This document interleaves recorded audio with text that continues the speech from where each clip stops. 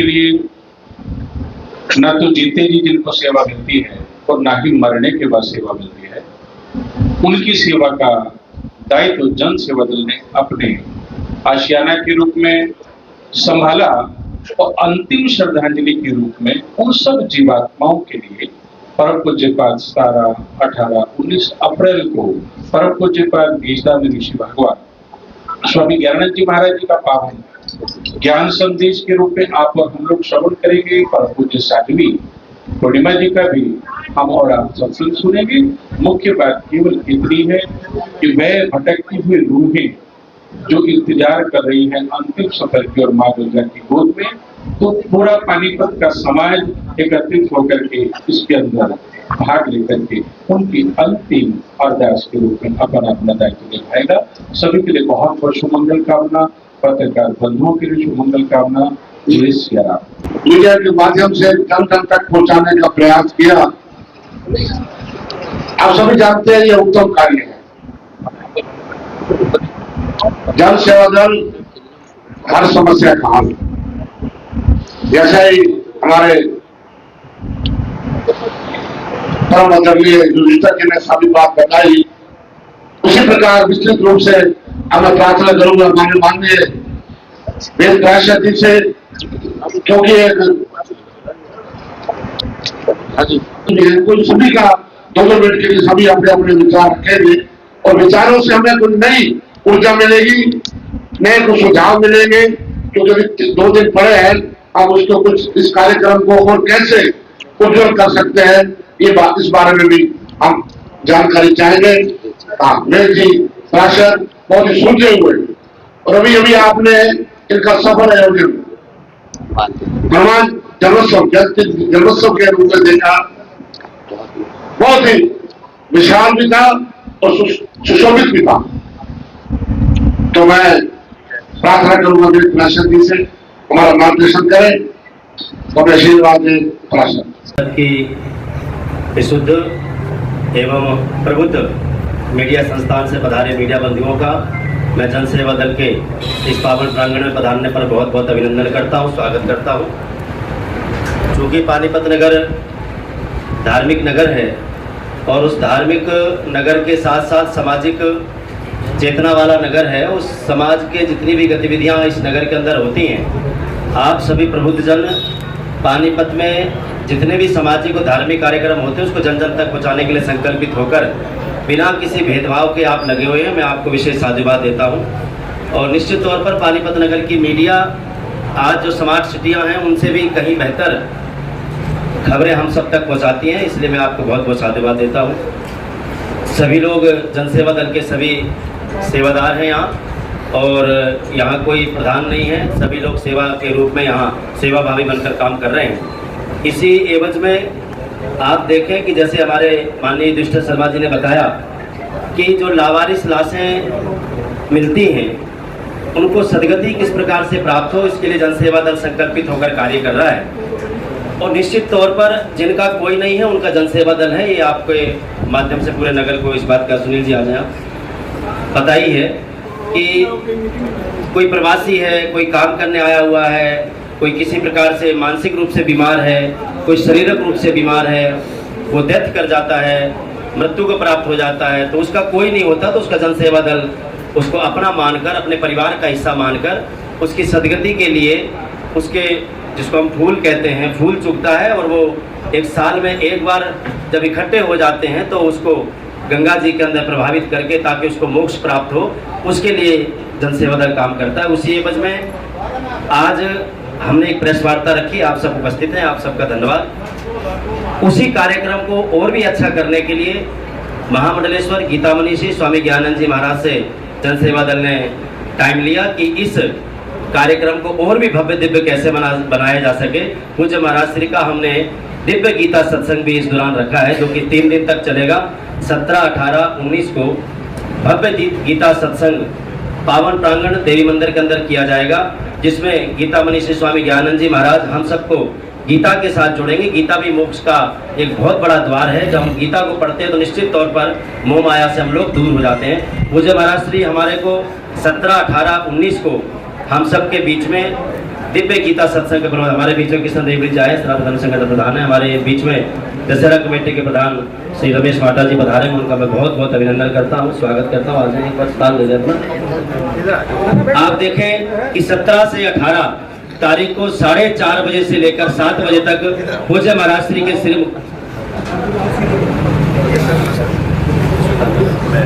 को पूज्य महाराज श्री 4:30 से 7 बजे तक हम सबको गीता ज्ञान यज्ञ के अंदर गोता लगवाएंगे। नगर की सभी धार्मिक सामाजिक संस्थाएं इस कार्यक्रम के साथ जुड़ी हुई हैं, सबका जुड़ाव इस कार्यक्रम के साथ है। सभी किसी न किसी रूप में सेवाभावी होकर इस कार्यक्रम को और भी भव्य दिव्य बनाने के लिए संकल्पित भी है। साथ ही 19 अप्रैल को प्रातः 10 से 12 बजे तक 12:30 बजे तक गीता सत्संग का कार्यक्रम रहेगा, क्योंकि 19 को समापन है। और जब भी कार्यक्रम विश्राम की ओर होगा, भव्य अटूट लंगर इस कार्यक्रम के अंदर तीनों दिन चलाया जाएगा। और 19 तारीख को 10 बजे से लेकर 12:30 बजे तक सत्संग का समय रहेगा। इसके उपरांत विशाल भंडारे के साथ इस कार्यक्रम का समापन किया जाएगा। साथ ही 19 अप्रैल को हमारी भगवान के साथ जोड़ने के लिए संकल्पित पूज्य पूर्णिमा दीदी जी हम सबको अपने भाव प्रकट करेंगी। वो सत्संग के माध्यम से, गीतों के माध्यम से, भजन के माध्यम से हम सबको 19 तारीख को भव्य संकीर्तन के साथ इस नगर को जोड़ा जाएगा, जो कि हमारा कीर्तन जो है 7:30 बजे प्रारंभ होगा और हर एक तक ये कार्यक्रम चलेगा।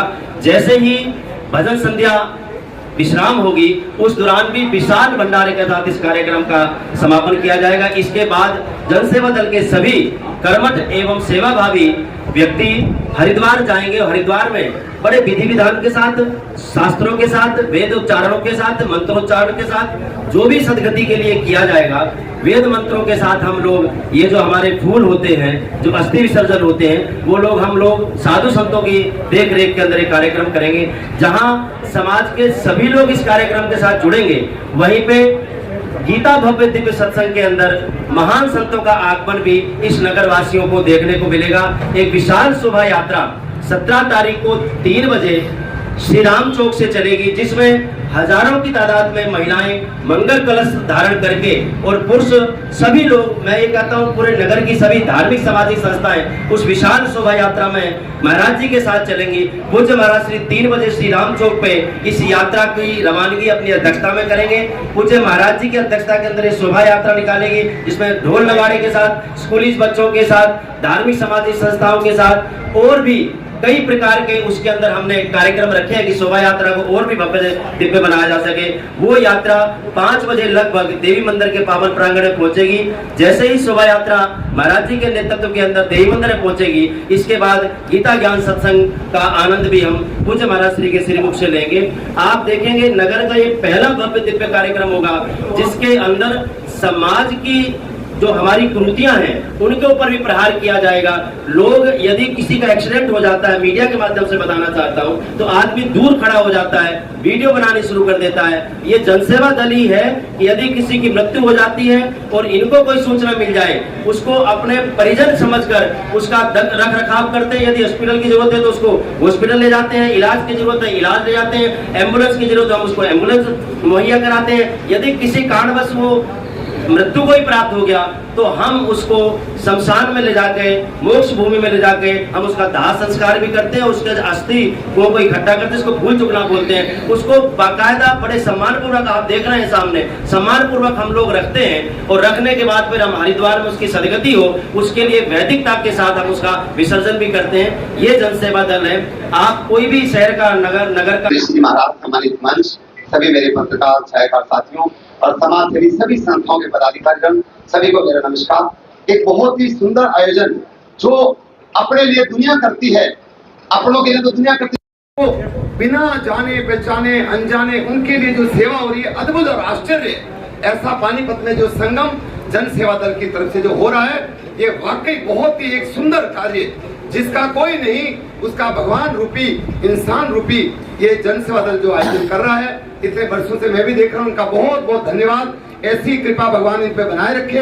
ये जो परंपरा जो वर्षों से चल रही है, जो अनाथ और ऐसे लोग जिनका कोई नहीं होता, उनको विधिवत, उनको पूर्ण गति देने के लिए गंगा तक ये जो अस्थि प्रवाह कर रहे हैं, बहुत बहुत धन्यवाद। ऐसे ही साथ में जो जन सेवा दल अपना आशियाना में भी हमें 2-3 बार जाने का मौका मिला, वहां पे भी ऐसे ऐसे लोग वहां पे मतलब जो कोई अपना दिल खो चुके, हमारा कोई नहीं, वो भी ऐसी सेवाएं दे रहे हैं। मैं पूरी टीम का बहुत बहुत धन्यवाद करता हूं जो इतनी बढ़िया सेवाएं देके जीवन जीने का एक मानव सेवा, नर सेवा, नारायण सेवा करके जो एक आदर्श दिखा रहे हैं, उनका बहुत बहुत धन्यवाद। इस काम को अति सुंदर बनाने के लिए हमारे आदरणीय वेद जी का आदेश हुआ कि 2 दिन इसके लिए हमारा सरल संगठन सेवा संस्थान का जो रथ है वो पूरे शहर में प्रचार के लिए रहेगा। और आपकी जानकारी के लिए इस कार्य में अधिक से अधिक लोग आकर के सच्ची श्रद्धांजलि, जो हमारे बीच ऐसे पुण्य आत्माएं जो इस संसार को छोड़ चुकी है, उनको सच्ची श्रद्धांजलि पूरे पानीपत के सभी नगर के सामाजिक, धार्मिक, व्यापारिक और शैक्षणिक संगठन के लोग उस दिन आए, यही बहुत बड़ी सच्ची श्रद्धांजलि होगी। इन्हीं शब्दों के साथ जय श्री राम। से ये प्रार्थना है कोई भी अछूता ना रहे, क्योंकि जो कार्य जन सेवा दल करता है शायद कोई भी संस्था पानीपत की नहीं करती। जय श्री राम। तो कहने का भाव ये है, वैसे तो सभी बातें में से खूब कही गई हैं, दोबारा वही बातें रिपीट करना ठीक तो नहीं है। नो डाउट पानीपत शहर के अंदर बहुत सी संस्थाएं हैं, धार्मिक, सामाजिक, लेकिन जो जन सेवा दल करता है कोई नहीं करता। मैं उनकी दिल से प्रशंसा करता हूँ ऐसी संस्था की, वो धन्यवाद भी देता हूँ वो इस कार्य में जो मेंबर लगे हुए हैं। दूसरा, गुलाटी ने कहा कि इस अभी जन सेवा दल ने जो ये अपनी इस कड़ी में परम पूज्य स्वामी ज्ञानानंद जी महाराज का दिव्य सत्संग रखा है 3 दिन का, एक ही प्रार्थना करूंगा पूरे पानीपत वासियों से, ये भव्य तभी हो सकता है कि अभी सभी पानीपत वासी आके वहाँ अपनी हाजिरी गाएं, 3 दिन महाराज जी के दर्शन करें और उनके भजनों को सुने और सत्संग का लाभ उठाएं। धन्यवाद। कार्यकर्ता अगर कोई पीठ थपथपा देता है ना तो वो आगे बढ़ता है। इसी प्रकार आज सभी संस्थाओं ने आकर जन सेवा दल का इतना मान बढ़ाया, मैं इनका धन्यवाद करता हूँ। और ये सोचो कि ये कार्य जन सेवा दल जरूर कर रहा है, मगर इसमें सभी का सहयोग होता है। और जो अंतिम यात्रा के लिए बता रहे हैं कि लोग इन्हें लवारिश कह रहे हैं, मगर जन सेवा दल ने कभी ना कोई लवारिश समझा है ना समझेगा। अपने परिवार की तरह विधि पूर्वक इनका संस्कार करता है और इनके फूलों को भी वहां ले जाकर विधि पूर्वक विसर्जन करता है हरिद्वार में। और मैं तो ये कहूँगा ये भाग्यशाली भी हैं जिनके सम्मान के लिए लगभग 5-6 हजार लोग यहाँ पर अंतिम श्रद्धांजलि देने के लिए भी आते हैं और इनके फूल विसर्जन के लिए भी लगभग 500 लोग साथ जाते हैं। मैं ये कहता हूँ जिस भी परिवार से, किसी की ये माँ है, किसी का बेटा है, किसी की बहन है, मैं तो ये कहूँगा अगर घर से बिछड़ जाते हैं तो उस परिवार में शांति मिले। अंत में सभी का, मैं मीडिया भाइयों का और सभी संस्थाओं का हाथ जोड़कर धन्यवाद करता हूँ कि वो हमारा साथ दें। और इस आयोजन ये सभी का है, जन सेवा दल का नहीं है, सभी का आयोजन है, सभी मिलकर साथ देंगे। जय श्री राम, जय श्री राम। 18 और 19 अप्रैल को एक दिव्य गीता सत्संग के माध्यम से स्थानीय श्री देवी मंदिर में आयोजित होने जा रहा है, जिसमें प्रत्येक जो भक्तजन है उनको श्रीमद् भगवत गीता के ज्ञान के बारे में, भगवत गीता से किस प्रकार आप अपने जीवन को सुधार सकते हैं, आपके जीवन में जो विकार हैं उनको आप कैसे दूर कर सकते हैं और एक अच्छा जीवन किस प्रकार जी सकते हैं, इस दिव्य गीता सत्संग के माध्यम से सभी यह जो भक्तजन होंगे वो अपनाएंगे। अभी मेरे से पूर्व सभी ने आपको इस कार्यक्रम की जानकारी दी। इसमें प्रातः सुबह 6:30 बजे से लेकर 7:30 बजे तक एक ध्यान योग शिविर भी महाराज श्री द्वारा लगाया जाएगा, जो कि देवी मंदिर में ही आयोजित होगा।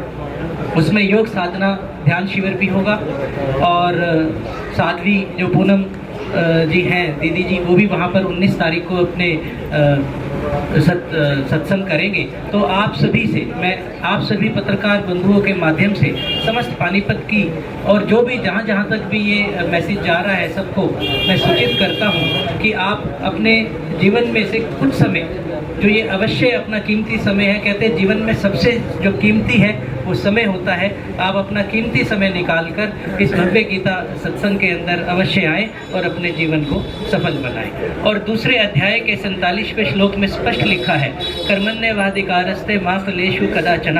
और इसी श्रृंखला पर चलते हुए, इसी के पदचिन्हों पर चलते हुए जन सेवा दल और श्री कृष्ण कृपा जियो गीता परिवार चल रहा है, जो कि निष्काम रूप से, बगैर किसी लाभ की चिंता करते हुए निष्काम रूप से पूरे पानीपत शहर में जो आम जनता है उनकी सेवा के लिए निरंतर गतिशील है।